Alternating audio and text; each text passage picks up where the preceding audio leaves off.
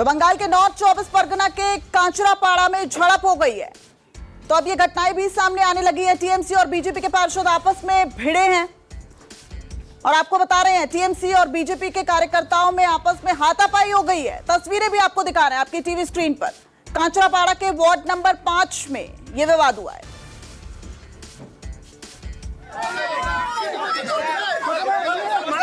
तो ये तस्वीरें भी सामने आ गई है। देखिए किस तरीके से टीएमसी और बीजेपी के जो पार्षद हैं, निगम पार्षद, वो आपस में भिड़ते नजर आए। न सिर्फ पार्षद बल्कि कार्यकर्ताओं के बीच में भी आपस में हाथापाई हो गई।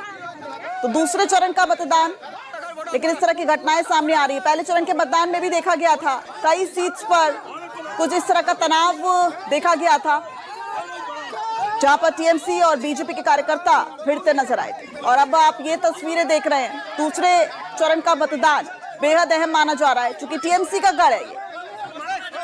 41,001 मतदान केंद्र इसके लिए बनाए गए हैं। लगभग 14,500 उम्मीदवार जो हैं वो इस वक्त चुनावी मैदान में हैं, जिसमें से 250 महिला उम्मीदवार। और पश्चिम बंगाल के हावड़ा में ईवीएम में खराबी की खबर सामने आ रही है। सुबह से अब तक की जो अपडेट है वो आपको फटाफट से देते हैं, उसके बाद आपको ग्राउंड जीरो पर भी लेकर चलेंगे।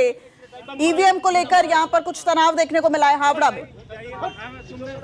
तो सीआरपीएफ ने 2 लोगों को हिरासत में भी लिया है। पश्चिम बंगाल के हावड़ा से तस्वीर सामने आ रही है। कांचरपाड़ा की तस्वीर दिखाई जहां पर टीएमसी और बीजेपी के कार्यकर्ताओं में झड़प थी, और ये दूसरी तस्वीर आपको दिखा रहे हैं हावड़ा से। देखिए किस तरीके से 2 लोगों को हिरासत में लिया गया है।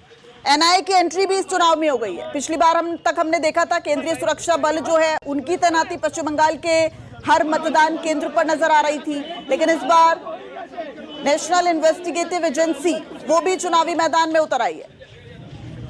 तो आप देखिए सीआरपीएफ ने 2 लोगों को हिरासत में भी लिया है। और पश्चिम बंगाल के हावड़ा में ईवीएम में खराबी की खबर सामने आई है।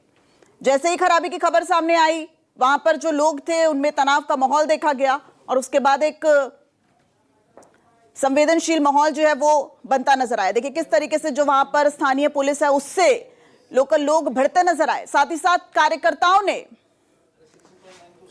इसको लेकर विरोध जताया। ईवीएम को लेकर कुछ वोटरों ने हंगामा किया है और सीआरपीएफ ने इस बाबत 2 लोगों को हिरासत में लिया है।